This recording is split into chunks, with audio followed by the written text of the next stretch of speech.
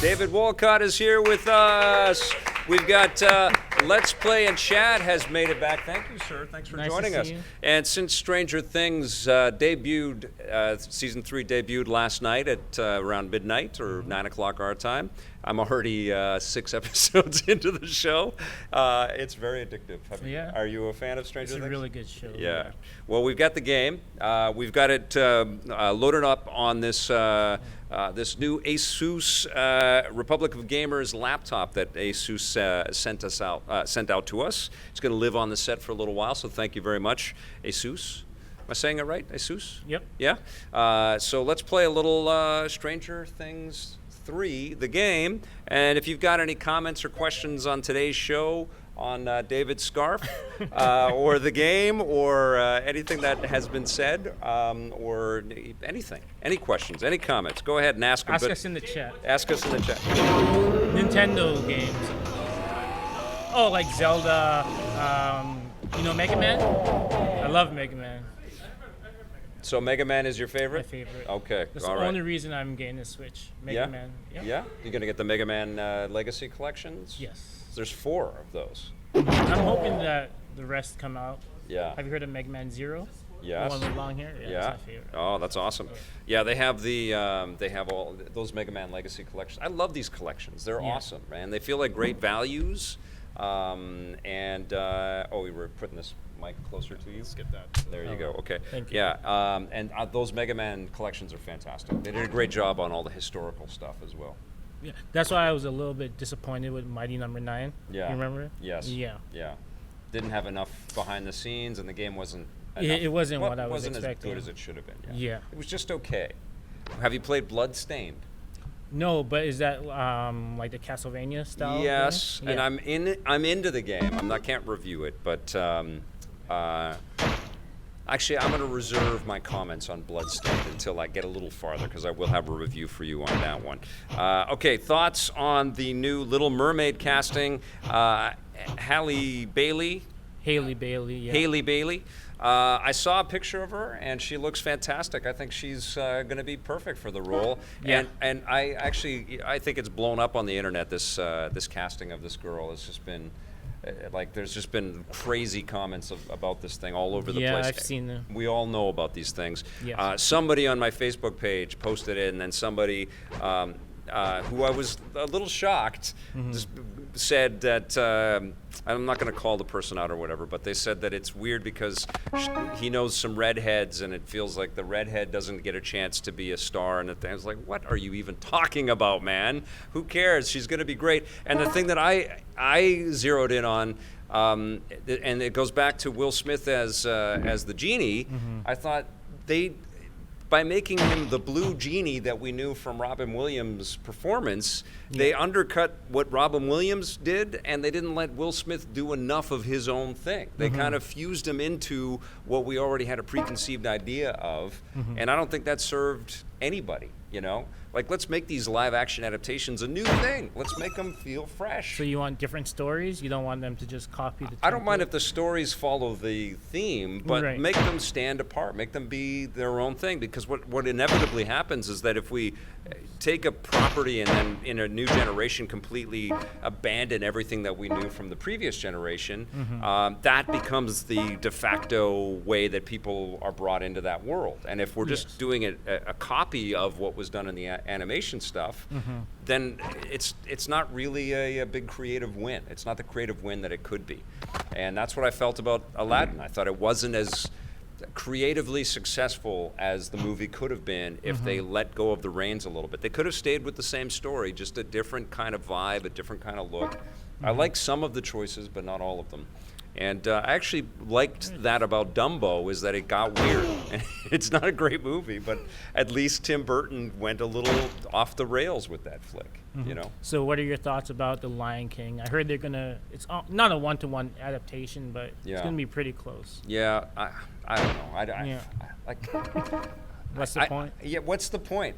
Honestly, these animated classics that Disney had, obviously it's about maintaining attention for the new generations when they go to the theme parks. They know who all these characters are, and they're revitalizing their properties, and they have every right to do that. But it really diminishes the impact of the originals, Yes. Suddenly they're just forgotten, And so now with The Little Mermaid, I think this is the right choice. You have the classic original animated movie for fans that grew up with that, and then we're going to have a whole new take on the new live-action Little Mermaid. Yeah. I think that's great. And clearly they took some time to figure out who was right for the role, and they cast somebody cool. So there it is. Yo. You're going to do some dancing? Okay. All right, okay. What is your take on Epic Games' intent to purchase further Kickstarter titles? Do you think they should be further protection for backers to prevent these types of situations? So I don't know if I understand this completely, but I understand with Shenmue 3, right, because it's only going to be available on the Epic Games Store. Frankly, I don't quite understand why everybody's up in arms about Epic Games trying to make a case for itself as an alternative to Steam. Right. I think it's okay that Epic Games is another choice for people out there, and they have lots of money and great relationships with developers, and they're just trying to offer an alternative in the marketplace for Steam. And I recognize that people have Steam friends and a huge library on Steam, but you don't have to stop using Steam to also use Epic Games. And if Epic Games is going to honor refunds and try to support some developers out there, I think it's okay. So I'm all right with that. And is the news here that do you know anything about this, Blake? Are they funding Kickstarter projects to bring them as exclusives to Epic? Yeah. I think a lot of people, they just don't want to have like a second launcher. Yeah. So, and they're so dedicated to Steam. Yeah. That having to download like a new launcher is so like silly. too much for them. It's so silly. Well, people are getting it's lazy. It's like a console war within your console. Yeah. It's insanity. Okay. All right, here we go. I enjoyed Will Smith as the genie. He was easily the best part about Aladdin. I did enjoy how they developed Jasmine further, too. A lot of people love this movie. It's a huge hit. Robert Xavier Drac falls for a healer and teaches her the knowledge of the ancients, but the church kills her for witchcraft. Spurring his wrath, Drac's son Alucard and Hunter Belmont must end him before he ends all. Oh, the story. Is that the story of Yes. Castlevania right there? Is that all of them collapsed into one? That's pretty incredible. Okay, do you know what's happening here? It's pretty straightforward, right? Yeah, it's pretty straightforward. You're bouncing into... so there are spoilers if you haven't seen Season 3. Yeah, this is all around Season 3 content in here. It takes place in Starcourt Mall, and there are some evil-looking dudes like that. But just keep going into it. Olaf Christensen, people worrying about redheads not getting enough parts. It's like the internet has given us all a platform to just like gripe.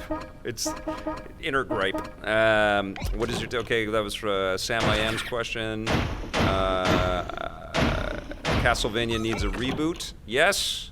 I was thinking though, you know how we dig these 3D takes on the classic 2D games where they use 3D polygons and textured sort of backgrounds and graphics, but it's 2D design. Yeah. And we love stuff like that when we did that with Metroid recently. Well, Castlevania's had a bunch of those on the DS and the PSP, and I think on the 3DS. Bring those to the Switch, like just bring them out again, or let us be able to play those games again, because they're just sitting right there. They're already made. Yeah. That'd be great. Yes. Ms. Hojat, having a launcher at all is why I don't like Steam app much in the first place. People shouldn't blame another company for just doing the same thing, even if it's more of stuff people don't like. I mean, ultimately what's going to happen, I think, with Epic and Steam is that competition will breed better service and better value for customers and more opportunities for developers to reach people. That's exactly the way I feel. Yeah, and same with Steam coming into the market, or Stadia coming into the marketplace, and Uplay Plus and EA, turning the cranks on what they're offering, and the Xbox Game Pass. We're moving forward on this have a library that you can access everywhere. And yes, it sort of changes it into more of a subscription service type model and more like you're renting the games than you're physically owning them. but you're going to have access to everything everywhere, like Netflix. And we're playing a game based on a Netflix show right now. It's all very meta. It's all meta and connected, yeah. Let's see. I prefer online marketplaces that don't require launchers to run the game. Konami should not make new games and just focus on getting people like M2 to make collections. Blair Farrell, I think there's an argument for that. I think that there are, we move so quickly in the video game industry, and this is why the emulation scene and why there's so many retro gaming video channels on YouTube. We move so quickly that we forget there are awesome titles just sitting there. And, new players are coming into the marketplace all the time. They're starting their gaming career on PlayStation 4, and they're not even aware that there's awesome games that came before them. And we just forget about them. It's like one of the only mass media's out there that just sort of says we're going to kill our past, just like Kylo Ren. We're just going to kill it, and we're going to just start from scratch, and we're going to forget all about it. And I think the business is having some turnaround on that thought right now. I think that the PlayStation 5 will be backwards compatible. I think Xbox's endeavors to allow us to play some of our classic library has been commendable. I think Nintendo putting the NES stuff as part of their online service, these are all good moves. And presumably Stadia is going to have a great big back catalog of titles that you'll be able to launch right away. I bet you that will be one of the components that will help sell that service. I think a lot of publishers will say, sure, you can play games from the 2000s just by being a subscriber, and it won't cost us anything. They're going to be able to make big moves like that, which is going to be interesting. Speaking of Nintendo, they have a lot of backlog that I think they could just put out. Yeah, they have a lot of games that I would love to play right now. Yeah, and I talk about this all the time. Like the licensed games that came out in various eras, we made fun of them all the time, and there was a lot of crap for sure. But there also was some fun stuff like this, which is clearly derivative of Zombies Ate My Neighbors and titles like that. But they also, they represent like that Scott Pilgrim game that came out a few years ago. I don't even know if you can get that anymore. I don't know if it's on the stores. Do you watch you can't get it, right? Which is crazy, right? Like they lose the license and that game is gone. I installed Spider-Man Shattered Dimensions onto this laptop because it's one of my favorite Spider-Man games. I don't even know if you can buy that anymore on the store, but it's in my library in Steam, so I could re-download it and play it. But there's this whole mass of great licensed titles that, because the licenses lapse, they're gone forever, and that's so unfortunate, because they represent a moment in time. They're like time capsules. Yeah, anyways. Jeff Meacham, Vic, you got to see Batman City of Scars. It is a fan-made Batman movie. It really is good. I'll check that out. Thank you. Let's see what we got here. The creator of Scott Pilgrim wants to get it back. I'm not sure what the holdup is. Yeah, see? That's crazy. Hi, Vic, Super Smash Brothers Ultimate. Okay, Donovan, I don't know what you're saying. Excellent game. Uncle Jay has got a question here. What do you think about the upcoming Gremlins animated TV show? And this is going to be our last question. Are you a fan of the movies? I love the Gremlins movies. We started to watch them with my 6-year-old daughter at the time. She's 7 now, and it got a little too freaky for her, so we turned it off at Christmas time because there's some Christmas themes in there. You've seen those movies, right? Yes. They're amazing. But this year, for sure, we're going to watch those. I'm psyched that there's the Gremlins animated show, and I wasn't a massive Dark Crystal fan when the original came out in the 80s, but I want to go back to it, partially through the eyes of my kid as well, and I'm psyched that that's come back as well. And with things like Netflix, or Netflix and Stranger Things here, it's like the 80s will never die, which is it's kind of wonderful. For someone that actually was alive and lived through a lot of this stuff, not that I had giant mutated creatures in my shopping mall, at least I don't think. It's pretty fun. It's pretty fun to, remember the past. I guess that's the theme of the show today. Yeah. So don't let the past die. Don't let the past die, right? Kylo Ren, you are wrong. All right, you guys, that does it for our show today. We've got some great guests lined up for Monday. They're part of the Women in Games initiative here in Vancouver, and they have partnered with the VFS video game division on some really cool scholarship opportunities. We're going to get into that. We're going to talk a little bit about women in games in general, but it's going to be a very fun conversation. So please come, and you can come down to 390 West Hastings in Vancouver and watch the show live like these fine folks have today, or you can watch on the stream. Have yourselves a fantastic weekend, and remember, play forever.